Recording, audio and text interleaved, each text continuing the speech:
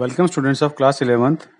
In microeconomics, the chapter is consumers equilibrium and the topic is consumers equilibrium in one commodity.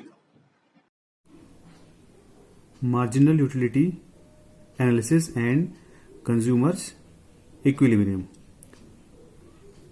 Consumer के satisfaction level को हम find out करेंगे इस chapter में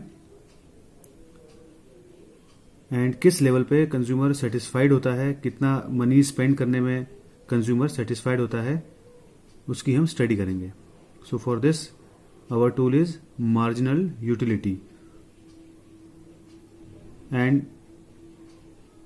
the basic question is that how much of a commodity a consumer purchase so that he maximizes his satisfaction.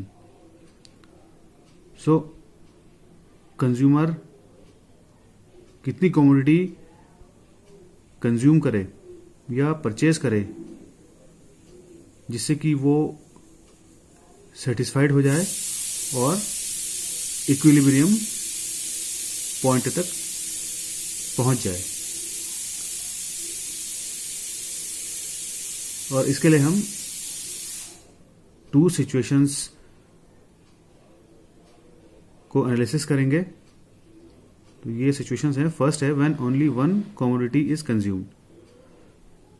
सिर्फ एक ही commodity या गुड को कंज्यूम करेगा कंज्यूमर. एंड सेकंड इज जब कंज्यूमर टू या मोर देन टू कमोडिटी को consume करेगा. सो हम दोनों ही सिचुएशंस को डिस्कस करेंगे. So first is consumer's equilibrium one commodity case. तो वन कमोडिटी केस में purchase of a commodity by a consumer depends upon three factors. Consumer अगर किसी चीज को परचेज करता है तो थ्री फैक्टर्स उसके लिए रिस्पॉन्सिबल हैं. First is price of the commodity. Commodity की प्राइस कितनी है. Second is marginal and total utility of the commodity. Commodity को परचेज या कंज्यूम करने के बाद कंज्यूमर को कितना सेटिस्फैक्शन मिलता है. And third is marginal utility of a money. Marginal utility of a money means money की वैल्यू. अगर 1 रुपीज सपोज 1 रुपीज स्पेंड करने में कंज्यूमर को 10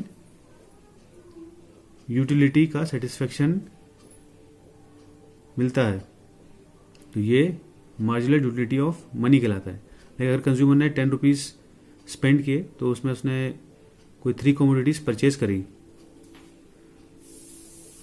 like a toffee, chewing gum and a pencil. तो उन डिफरेंट कमोडिटी को परचेज करने के बाद कंज्यूमर को total utility that means satisfaction उसको 20 यूनिट्स के बराबर फाइंड आउट हुआ.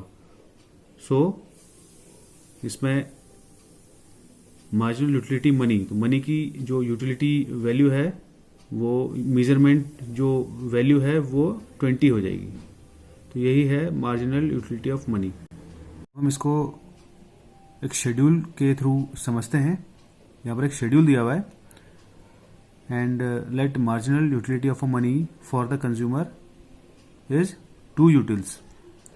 दैट मीन्स अगर कंज्यूमर 1 रुपी स्पेंड करता है तो उसको 2 यूटिल्स के बराबर सेटिस्फैक्शन मिलता है.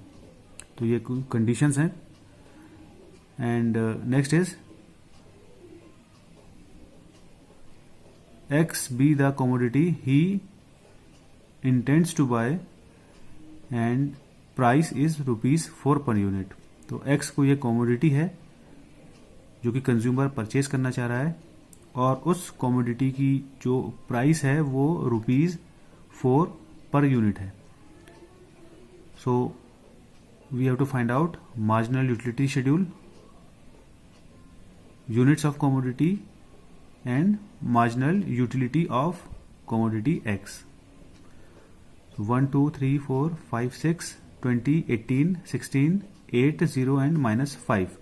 सो दैट मीन्स अगर इसने एक कमोडिटी परचेज करी इसने यूनिट फर्स्ट यूनिट परचेज करा तो इसका मार्जिनल यूटिलिटी 20 है, सेकंड में इसकी मार्जिनल यूटिलिटी 18 है, और इस तरीके से जब ये लास्ट यूनिट परचेज कर रहा है तो इसकी जो मार्जिनल यूटिलिटी है वो माइनस हो गई है। तो दैट मीन्स जैसे जैसे इस टेबल को अगर हम एनालिसिस करें तो जैसे जैसे यूनिट्स इंक्रीज होती जा रही है, कंज्यूमर का सेटिस्फेक्शन भी कम होता जा रहा है। Now we have to convert this table into another table, और इसको कन्वर्ट इसलिए किया because we have to find out the marginal utility of money. हमें ये फाइंड आउट इसमें करना है कि अगर 1 रुपीज कंज्यूमर इसमें स्पेंड करे तो इसकी मार्जिनल यूटिलिटी ऑफ मनी कितनी होगी। तो फर्स्ट है 20, जब कमोडिटी की फर्स्ट यूनिट परचेज करेगी तो इसकी जो मार्जिनल यूटिलिटी है वो 20 है, और 1 रुपीज स्पेंड करने में कंज्यूमर को 2 यूटिल्स के बराबर सेटिस्फेक्शन मिलता है। सो 20 है तो 20 डिवाइड बाई 2, ये 2 से इसलिए डिवाइड किया बिकॉज ये जब 1 रुपीज स्पेंड किया गया तो उसको 2 यूटिल्स के बराबर सेटिस्फेक्शन मिला। देन 18, 16, 8, 0 एंड -5, तो ये MU दी हुई है, marginal utility of commodity X, तो इसकी हमने कन्वर्ट कर दिया इसको प्राइस में, MUX of MUM, marginal utility of money of a particular commodity. सो 18, 16, 8, तो 8 को देन डिवाइड किया 2 से डिवाइड किया बिकॉज 1 रुपीज स्पेंड करने में 2 यूटिल्स के बराबर सेटिस्फेक्शन रिसीव्ड होता है। देन -5, लास्ट -5, तो -5 को फिर डिवाइड करेंगे 2 से तो -2.5 आ जाएगा।